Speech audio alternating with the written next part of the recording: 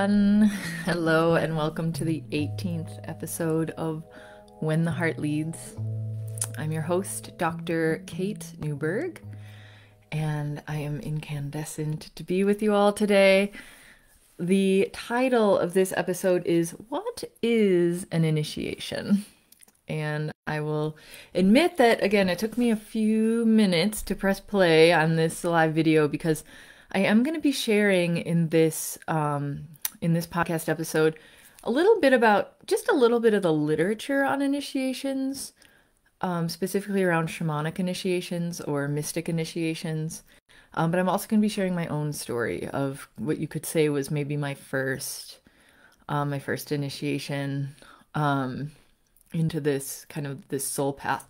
I do want to introduce, I have a little friend with me today, Jax. Oh, he's shy right now. He's looking away. So I'm just going to introduce you. So he's here.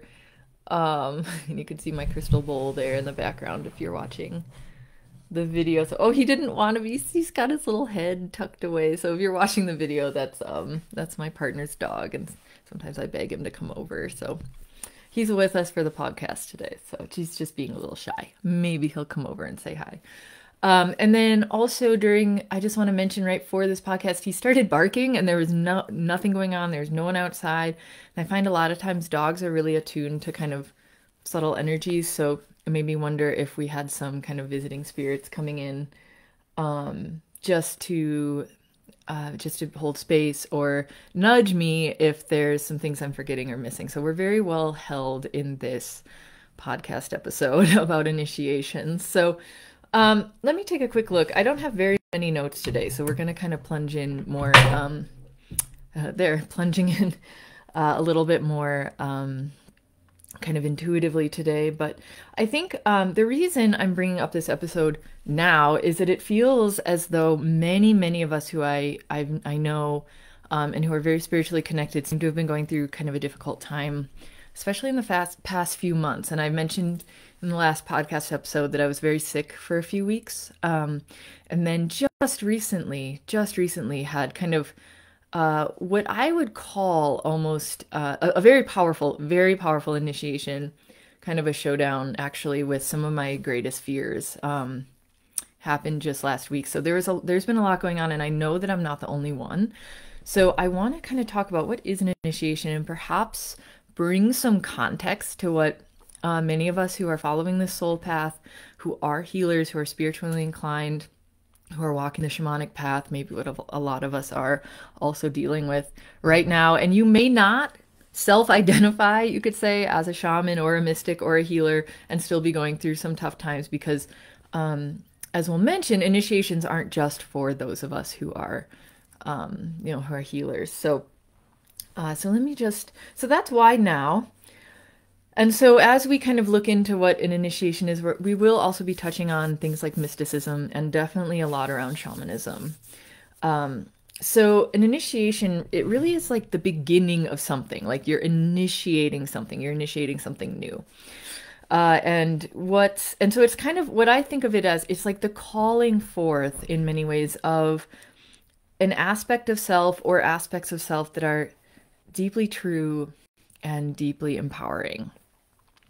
And what's coming to me now is with like that beginning of something, it doesn't always feel like once you've reached the initiation, right? Or once you've completed the initiation and you think, I'm done. But then it turns out that that's like the beginning of your training or the beginning of this new way of being, right? And I'm thinking about this dream I had. If you know me, I work very closely with my dreams. I've been trained and taught in the lineage of Kabbalistic dream work and reversing, and I work very closely with my dreams, and they have a lot to share. And I had one dream when I was in France where I was climbing an endless ladder, rung after rung after rung after rung, and I climbed this ladder, and I finally got to this platform, so far up that you couldn't even see the ground. And I finally get to this platform and I crawl onto the platform and I stand up, and there's like all these ascended masters and all these archangels and all these spirit beings just celebrating. And I was like, yay, I've made it. And they said, yay, now your real training can begin. And I was like, what? And so, so I don't say any of this to daunt any of us, because when we sink in again to these more deeply true, more deeply empowering aspects of being, we are more aligned with our strength. We are more aligned with our soul, which means that, you know, this type of whatever the training might be, it's going to feel much more deeply fulfilling than perhaps you could say like an almost an easier path that's actually harder because you find that you're, and I'm speaking a little bit from experience, maybe you find that you're bored or deeply unfulfilled, even if it seems like you might be on an easier path. So anyway, so coming back, so an initiation, it's the beginning of something, it's the calling in of deeply true, deeply empowering aspects of self that are ready to come forward, that are ready to be seen, that are ready to lead you in some ways. And I want to read a quote from this beautiful book called Calling Us Home. And it's, I believe he might be Dutch or one of the Fjordlands, this author. I apologize if it's, his name's Chris, oh my gosh, and I'm not going to say his name right either. Let me try. Lichitau, I believe, or Lichitau, something like that. Chris Lichitau. The book is called Calling Us Home, and I just had this little line I highlighted here. And he writes here, the shamanic initiation can take many forms, but they tend to be severe and unpleasant.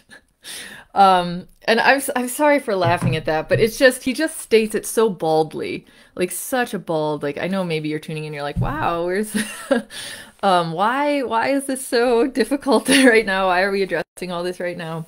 But it's because a lot of us have been in some challenges recently. So I really, in some ways, this might bring parts of you to rest a little bit. Like, oh, what I'm going through is, what did he say? Severe and unpleasant, right? What I'm going through is severe and unpleasant.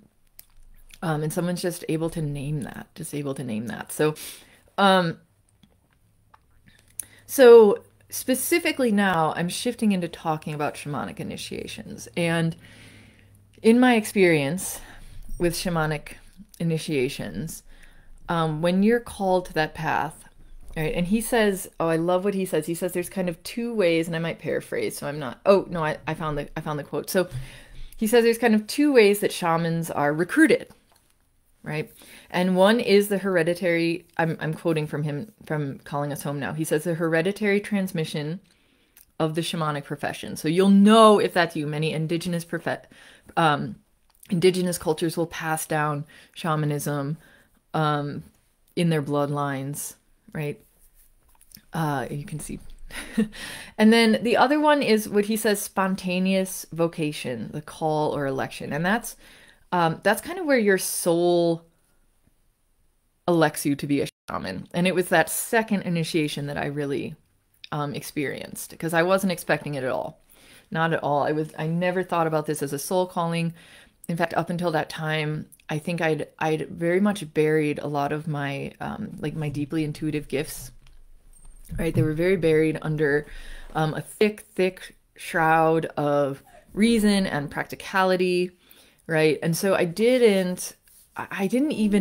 them so well that I didn't even really know they were there, right? So this spontaneous initiation,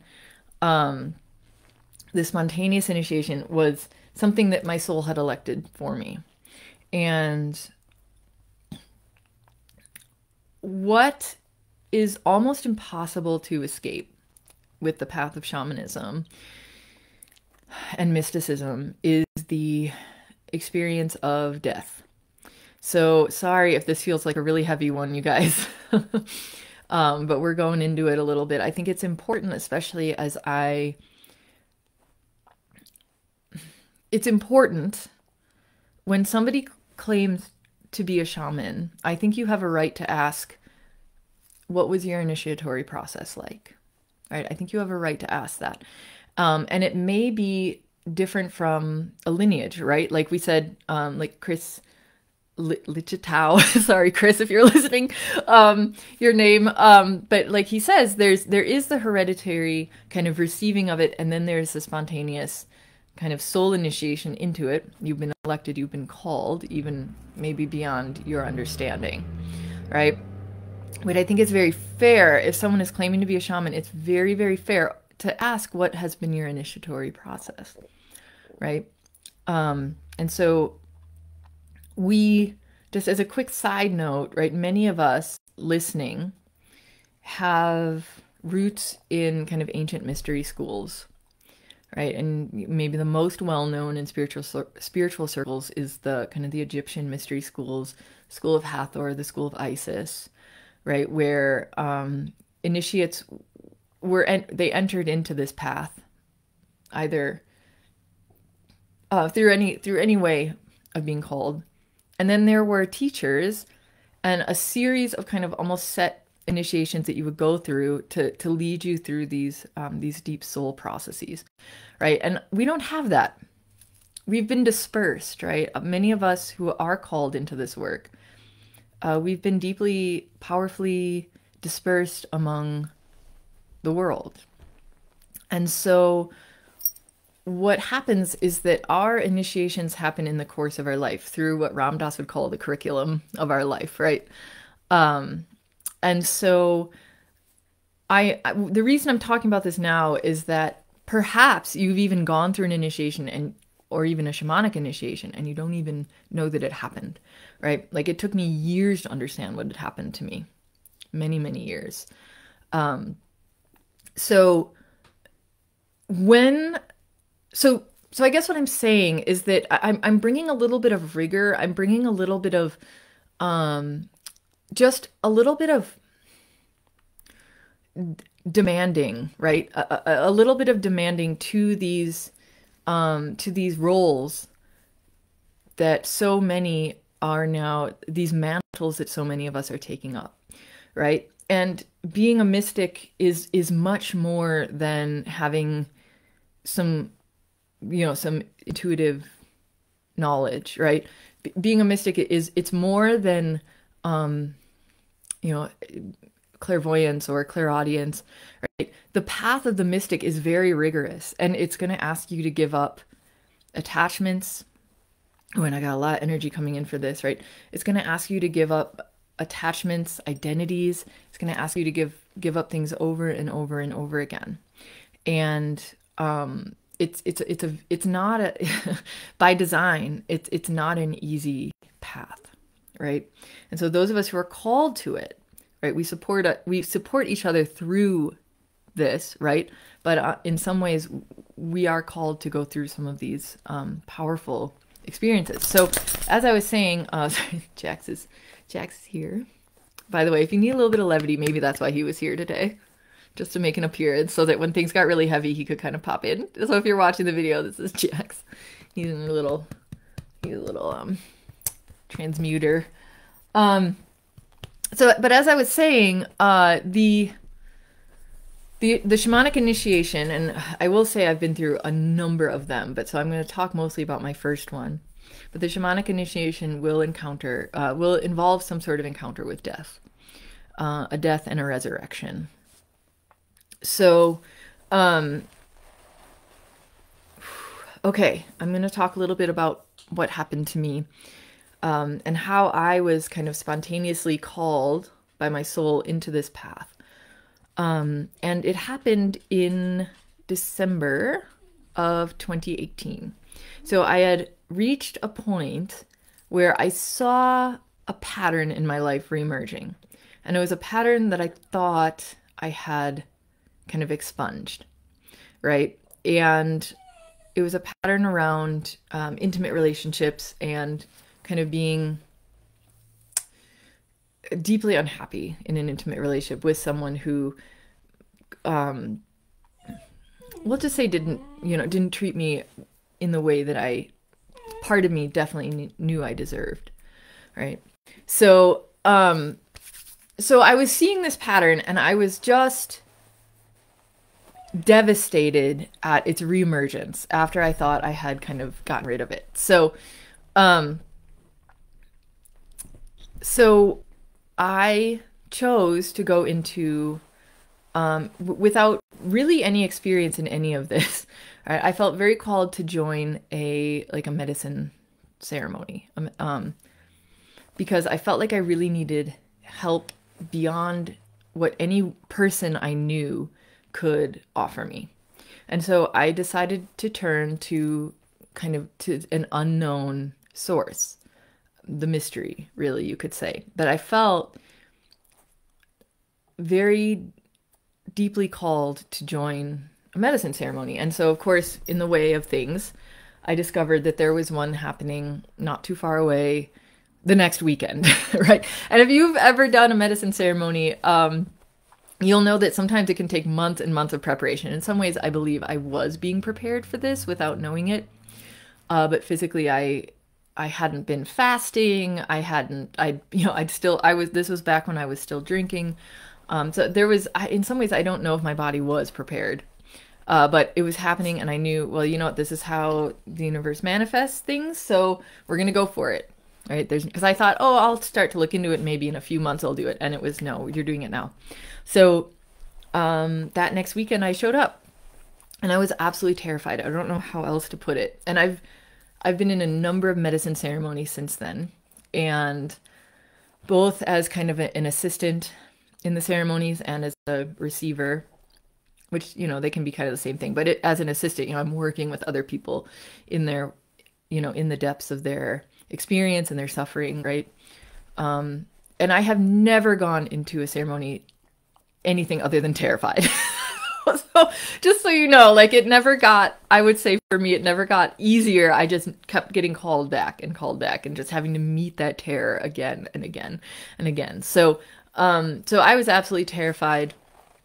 I had kind of tried to make up for all my kind of dietary, you could say, indiscretions by really pretty much going into full fasting mode. Like, I had been fasting all week, nothing but like clear water, herbal tea, and just a very, very, very strict diet. Steamed veggies, rice, and oatmeal. And I think that was about it for a week. And so I went into this ceremony, and they encouraged us to set an intention. And so I just want to mention, this is really the first time I'm telling this whole story. So it feels kind of interesting to revisit this. But I feel like it's important to capture again, especially as we step out and reveal ourselves as shamanic healers. I think it's important to reveal where we've come from, right? And so I set an intention for this ceremony, and I swung for the fences. I kind of thought, well, if this medicine really is as magic as everyone says it is, and these ceremonies are as magic as everyone says they are, then I'm going to ask for exactly what I want. And I asked for unshakable knowing of my own self-worth.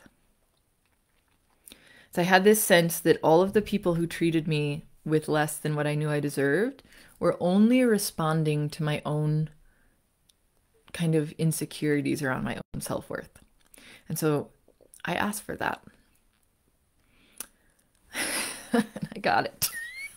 Or at least I got the beginning of it. So I'm in the medicine ceremony, and I suddenly feel just a really powerful force taking me over fully.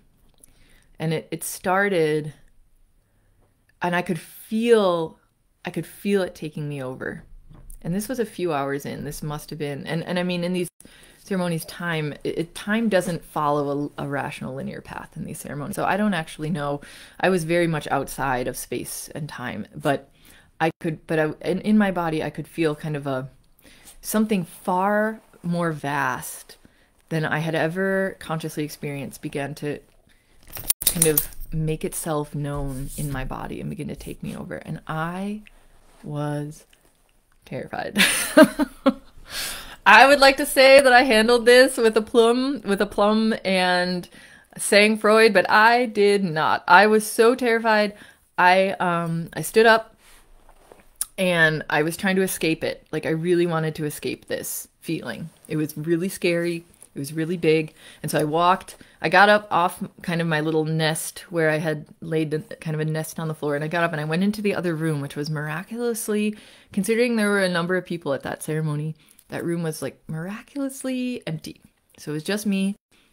And I sat by the fire for a while, and this feeling just kept growing and just kept growing, and I was fighting it. It was like, it was almost like a rising nausea, a kind of powerful feeling that you were at the mercy of, right? But it wasn't nausea. It was just, it was like I was being taken over. And so, and, and I could feel it creeping up, right? Creeping up almost to my conscious awareness. So it like started in my limbs, in my extremities, began creeping up. And I just kept telling myself, I just need to take a walk. I just need to walk it off. I just need a breath of fresh air. So I walked over to the door and that led to outside, and the spirits that were working with me at that time were just saying like, absolutely not. She is not going outside right now. She's staying right here. And they transformed, and I know I'm saying something that sound kind of crazy, but in front of my eyes, they transformed just this regular doorknob into this long curving handle, right? To prevent me from being able to get outside. So I grasped that handle and I couldn't open the door with it. The door was shut. And so I fell to my knees and I lost consciousness. I fell backwards and I was out, completely out. And I experienced the full death. Whatever this death was, I experienced it. And it involved as well I'm just going to share this because it was a full death experience. It included like the loosening of the bowels, everything. Like that was it. And I saw right before I lost consciousness, I saw this almost like this, I thought it was kind of garish, like a stained glass kind of fractal rose just exploded in my vision. I was gone. I was out. And when I came back into consciousness, everything, absolutely everything had changed. So we talk about, and I'm going to be very careful with this phrase because I'm going to use it in a very, very specific way. We talk about walk-ins, right? About another soul coming into someone's body. And what I believe happened was a type of walk-in, but not the way I think that a lot of times we think about it. I think what happened was that an aspect, a much higher, an aspect of self that was existing at a much higher plane of consciousness is what walked in. So it was still me. It was still my soul. It was still my consciousness, but it was a more highly evolved aspect of that consciousness that walked in.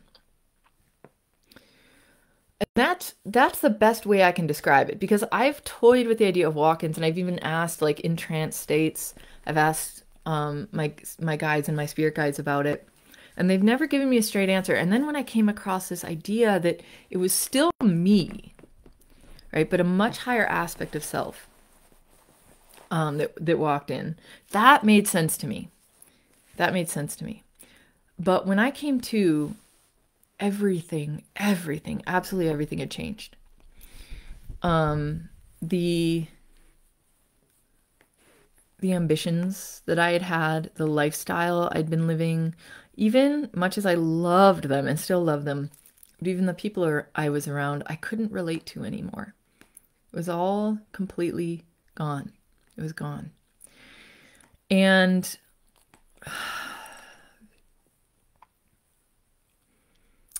that was bewildering, shocking, and also very welcome.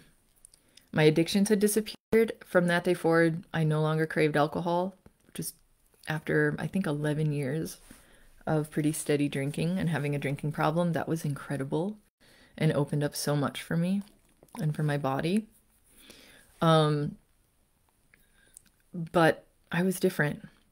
And I was also suddenly able to see my past through a much vaster and more compassionate lens.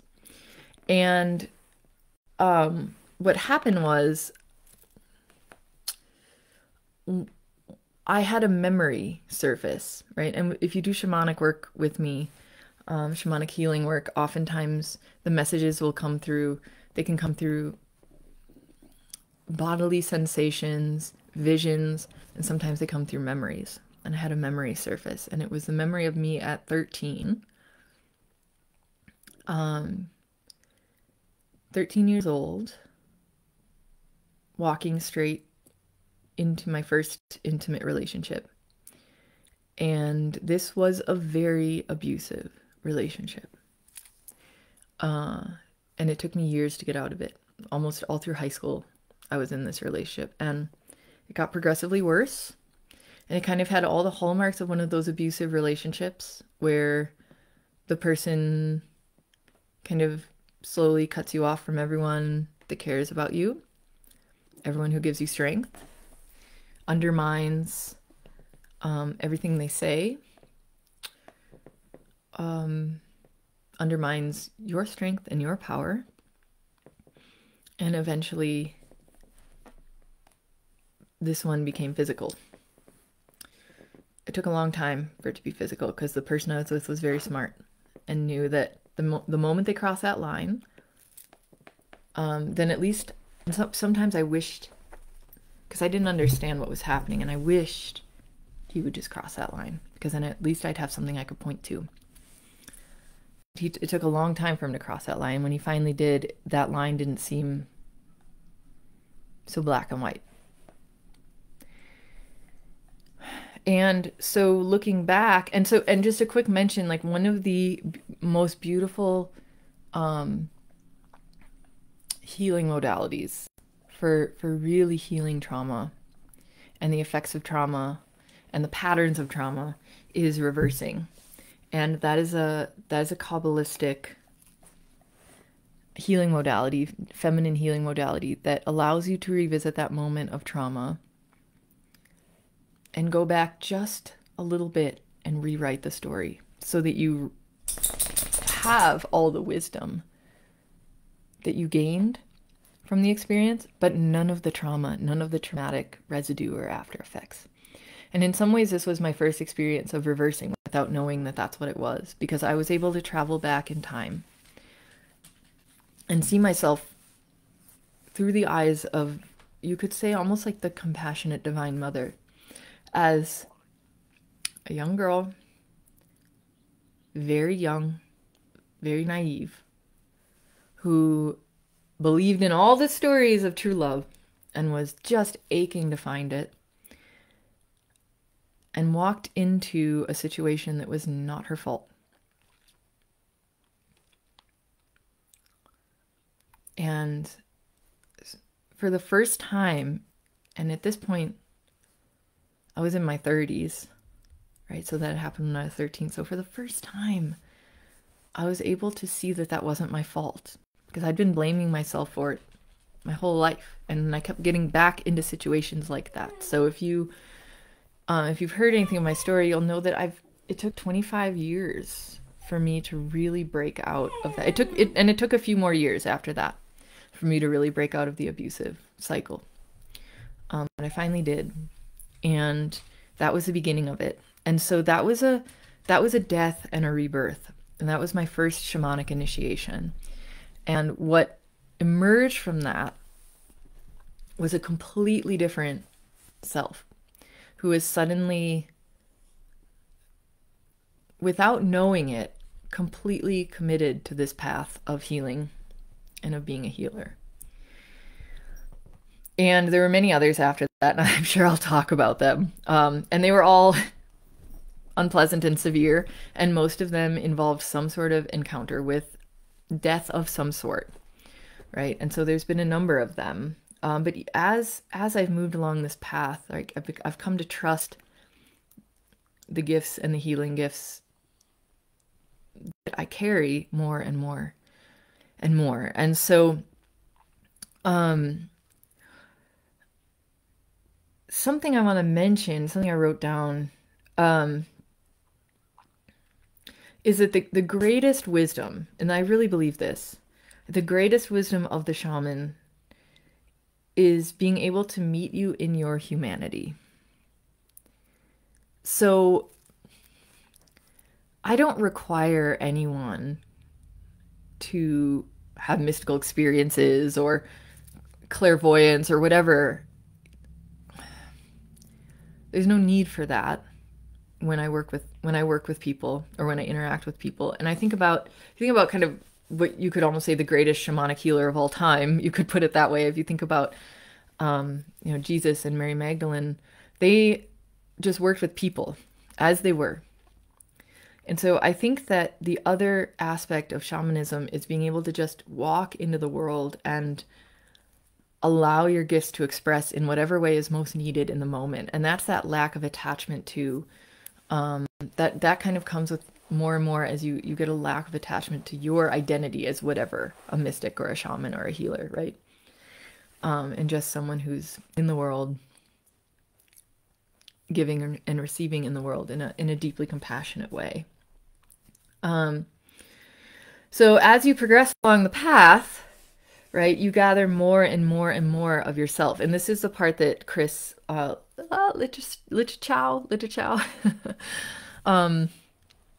in Calling Us Home, he talks about that as the next phase is where you're really putting yourself together after that initial encounter with death. And that was, for me, over 5 years of seeking. Like sometimes a couple of years in complete solitude. Just traveling, looking for anyone who could help me make sense of what had happened to me. Because I didn't know.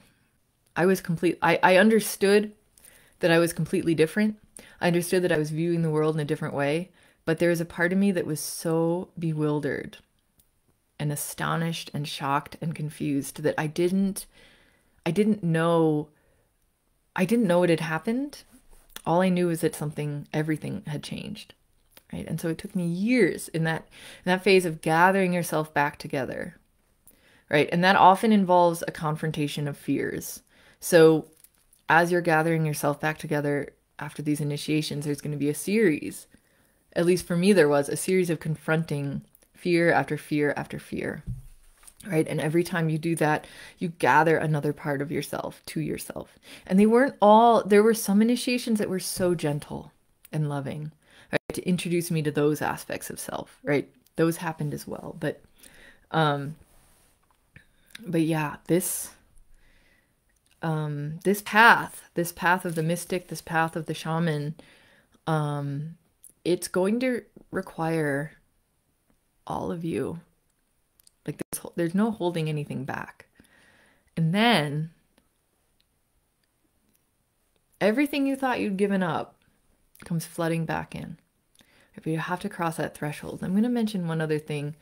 Maybe why this is coming up now is I'm doing a beautiful intuitive writing workshop soon, in a couple of weeks, and I'll put out some info on that, most likely on my newsletter. So if you have any interest in keeping updated, I have a newsletter I send out not that often, maybe once every couple of months, and you can sign up on my website, booksofeden.com. So I'll probably send out some information on this intuitive writing workshop.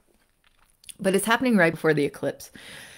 And the eclipse, what was coming to me as a powerful teaching of this eclipse is there's a practice in one of the lineages that I've trained within, the Kabbalistic. I brought that up a lot, the Kabbalistic lineage. So I think that's really present right now. But there's a practice where you follow yourself consciously into sleep, right? And it sounds impossible. And maybe it is impossible, but that doesn't stop us from practicing it. So, and in some ways, I think something like Yoga Nidra or things like that is a way to kind of experience or practice that like conscious sleep. But that threshold of sleep, that was a word that was coming up as I was thinking about this, that threshold. Many of us fear this threshold of initiation, right? Because it is intense and it is severe. But oftentimes our soul has elected us for these things, and we just we just go into it. We just go into it, ready or not. It's here. So, but some of the ways I've prepared myself more and more and more for these initiations is through practices like the one I'm about to describe. So following yourself consciously into sleep, which can often lead to lucid dreaming, right? And there's this threshold you cross, but there's a part of you that remains awake and aware, right? And it's not going to be your conscious mind necessarily, but it's going to be a part of you that's left watching yourself drift. And that was a teaching, I believe, of this eclipse that's coming up. So I think the eclipse is April 8th. So I'm recording this on March 18th. So that's a teaching of the eclipse. It's being able to be conscious while the light goes out, you could say. For a moment, the light goes out. There's a threshold of darkness. And you remain conscious through that. And that's a really powerful teaching of shamanism and a powerful teaching of the Kabbalah as well, at least the lineage that I've worked within. So, and there's one other thing I want to say, which is, and again, I understand this has been kind of maybe a heavier podcast, but I want to address, I've been wanting to address just what I feel a lot of people have been going through or coming out on the other side of, which is a lot of heaviness. And so I wanted to address that. And sometimes things are just hard. And I want to create space for that too, right? Blessed are those who find the silver lining, right? And I know many people who do. But I also think there's a time and a place for the silver lining. And it's okay for things to just be hard sometimes.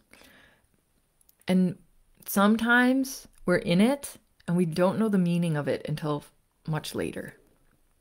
And we're being called not to make meaning of it, not to make it better, not to ameliorate it, but just to feel everything that comes up in that space. And that's maybe the hardest lesson of all. That one of humanity is that sometimes things are just hard. That's when you let yourself be held. That's when you turn toward yourself with kindness and with gentleness and with compassion. That's when you allow others to help you. Those who really can help you, by the way. Don't turn to the ones that can't when things are hard. Don't turn to those ones who just make things harder. Don't do that. we all do that, right? Or have done that. Don't do it. Turn to the ones who can really hold you, help you, love you, support you, nurture you, nourish you when things are hard. And the meaning will come. Those of us who experience just senseless loss and senseless grief, the meaning isn't there right away. And that's okay. Sometimes we just need to feel it and be held. And that's okay too. So that's what I wanted to say in this podcast. What is an initiation?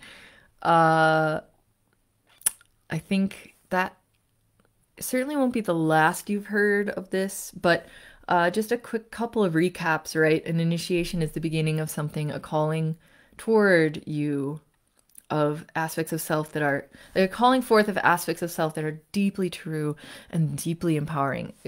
On the other side of an initiation, you are going to be more empowered than you were, right? No matter how severe or unpleasant. Right. And they don't all have to be super severe and super unpleasant. That was a big initiation for me at one point, was to learn that they can also be gentle. But sometimes they are severe and unpleasant. And so that's, that will be calling forward an aspect of yourself that is deeply true, deeply empowered, conscious, loving, right? An initiation, especially shamanic initiations, will involve some sort of encounter with death, right? For me, it was an actual physical experience of death and a reawakening in a higher level of consciousness. I'm not, by the way, saying I'm perfect. By the way, I'm not saying I don't have all the human things. I'm just saying that was something that happened to me, right? And it took me a long time to understand that, what had happened. But there will be, especially for shamanic initiation, some sort of encounter with death, a coming to terms with it. And it might happen often, over and over, right? I think another thing I want to just bring into this recap is that if you are working with a shaman or you are working with a mystic, you have a right to ask how they've been initiated, right? And if they are offended by that question, right, I highly recommend that you look deeply into whether or not this person can help you, right? Because a shaman, the initiation into shamanism will be unmistakable. Absolutely you can't miss it. It's it's very clear. And maybe they don't have exact words for it. Like, it took me a long time, 5-6 years, to find words for what had happened to me, right? That's why I saw it. That's why I wrote books. But they'll be able to explain it somehow, right? So, being a shaman, being a mystic, it's far more than, burning sage and having clairvoyance, right? Like, people have a lot of intuitive gifts. That doesn't make them a mystic or a shaman, right? This is a powerfully protected space of healing that requires initiation. So you have a right to ask someone who's working with you, what was your initiation? What was your initiatory process, right? Feel free to do that. And then just allowing yourself to have what you need, right? If things are hard, if things have been hard, I will admit that yesterday I slept almost all day and I wasn't even sick. And I never do that. In the past few days, since, like I was saying, I had I felt like it was like almost like a final showdown of some of my deepest fears, like a confrontation in the flesh of those fears. And that happened recently. Like, since then, I have just been exhausted. I've been wiped out. And I've been trying to create and I go to bed and I will sleep for 11 hours and then I'll get up, and then, like, yesterday I went back to bed and I just could barely move. And so allow yourself, there's a time for integration and gentleness and love and being held on the other side of these initiations as well. So give yourself what you need with love and compassion. So, wow, we really dove in today. So possibly on the other side of this podcast, like, you will want to, just on the other side of this podcast, it may have been very activating for you. You might want to go take a bath. I recommend bath, rose petals, rose Epsom salts, rose oil, rose quartz. Just douse yourself in rose, right? It's a very nourishing, nurturing, healing kind of energy. So yeah, if this was very activating for you, feel free to do that. But at this point, I'm going to sign off. This has been the 18th episode of When the Heart Leads. What is an initiation? I'm your host, Dr. Kate Newberg, or as they say in Scotland, Newborough, which I kind of love. Newborough, it's much softer. Dr. Kate Newborough. And yeah, if you have more questions about my work, you can visit my website, booksofeden.com. I'll put a link in the comments. But you can learn more about my shamanic healing work. I also offer intuitive writing sessions and also one-on-one writing mentorship. So that's all stuff that I do and offer. So just such an honor to connect with you across time and space. What a beautiful space of gathering. From my heart to yours. Till next time.